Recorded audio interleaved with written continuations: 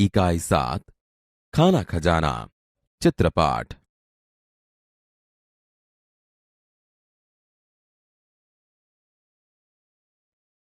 चूहा। विद्यार्थी मित्रों, कैसे हैं? मुझे पहचाना? अरे मैं तो चूहा हूं। यार आप तो गजब के लोग हैं। आप मुझसे डरते हो और मैं आपसे। लेकिन आपसे ज्यादा वक्त मैं रसोई घर में रहता हूं। आपको पढ़ना और खेलना पसंद है, मुझे तो खाना ही पसंद है। जानते हो, रसोई घर में रहते हुए मैं वहां की हर एक गतिविधियां जानता हूं। चलो बताता हूं।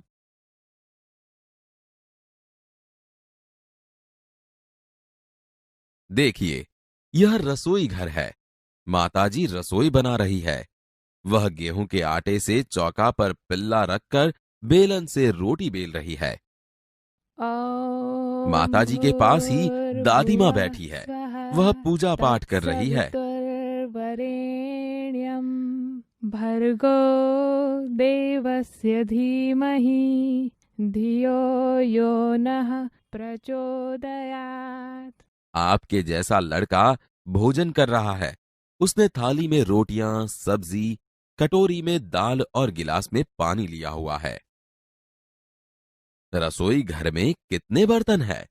विद्यार्थी मित्रों, स्कूल में आप जैसे झूले पर झूलते हो, वैसे ही हम इन बर्तनों पर खेल खेलते रहते हैं। यह देखो, लड़के के सामने कलसा रखा हुआ है। वह पानी से भरा हुआ है। इसके ऊपर ढक्कन रखा हुआ है। माताजी के पास गैस की अंगूठी है। इसके ऊपर कुकर रखा हुआ है। रसोई घर के कोने में गेहूं के आटे से भरा हुआ स्टील का डब्बा है। आटे को साफ करने के लिए डिब्बे में चलनी भी है। वो मैं हर रोज देखता हूं। चलनी से कभी कभी थोड़ा आटा नीचे गिरता है। वही मेरा भोजन है। सामने दीवार पर एक अलमारी रखी हुई है। आपके घर में भी अलमारी है ना? देखिए, अलमारी में छोटे छोटे जार रखे हैं। थालियां भी रखी हुई है। सबसे ऊपर स्टील के डिब्बे रखे हैं। एक मसालदान का डिब्बा है। एक रोटीदान का डिब्बा है। खिड़की के पास वाली दीवार पर देखिए, वहां दो स्टैंड लगे हुए हैं। वहां ऊपरी भाग में अचार के जार रखे हुए हैं।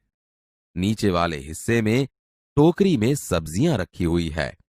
कभी कभी हम लोग अकेले होते हैं तो वहां चढ़कर ताजी ताजी सब्जियों का लुत्फ उठाते हैं। नीचे वाले स्टैंड में करछी, कलछुल चिमटा, पौनी, संडसी लटक रहे हैं। विद्यार्थी मित्रों, रसोई घर तो आपका था, लेकिन मेरी तरह आप सभी बर्तनों को पहचानते थे? मैंने सभी बर्तनों का परिचय करवाया ना? अभी इस रसोई घर में ऐसे बर्तन नहीं हैं जो आपके घर में होंगे।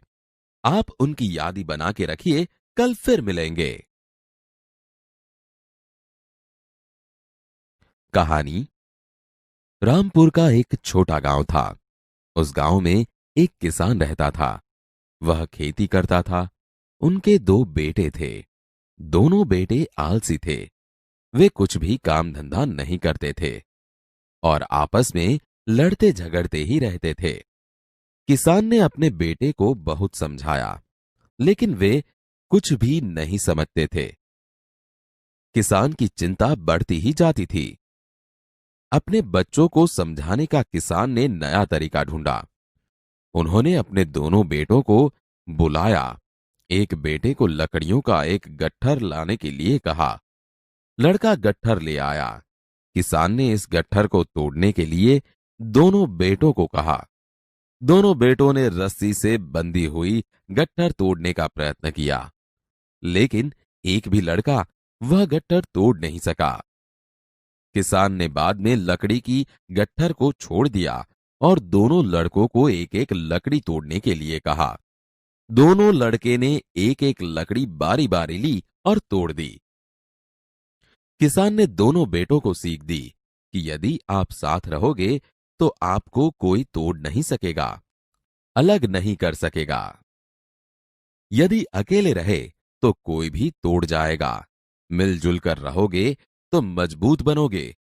और लड़ते रहोगे तो कमजोर बनोगे। उसी दिन से दोनों भाई मिलजुल कर रहने लगे।